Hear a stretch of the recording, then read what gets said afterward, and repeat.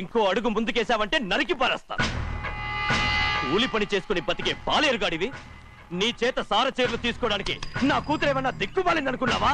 పుట్టింటి సారి కావాలని గౌరమ్మ గారు అడిగారు. అందుకని పడివాడి చేతికిచ్చి పంపిస్తాడని నీ యజమాని. ఇన్నాళ్ళుగా మా రెండు కుటుంబాలు విడిపోవడానికి కారణం నువ్వేరా? ఆయన పంపిస్తే మాత్రం సిగ్గు శరం లేకుండా నువ్వెలా వచ్చావు?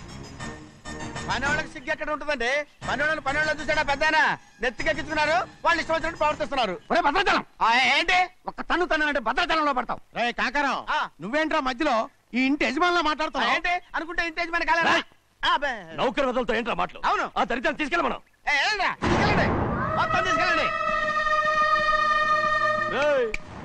వెళ్ళి నీ యజమానితో చెప్పు, సారంటే బిచ్చం కాదు నౌకర్లతో పంపించడానికి. ఆయన పంపినా పంపకపోయినా, వచ్చినా రాకపోయినా ఆయన కూతురికి ఏ లోటు రాదు, మనవరాలకి ఏ లోటు రాదు. వాళ్ళిద్దరినీ ఆయన కంటే బాగా చూసుకుంటానని చెప్పు. వెళ్ళరా. రే ఆగరా, ఇంకో మాట కూడా వెళ్ళి చెప్పు. నౌకర్ గాడితో పంపిన సారే నా కాలిగోటితో సమానమని. ఏం చెప్తావు? నా కాలిగోటితో సమానమని. పోరా.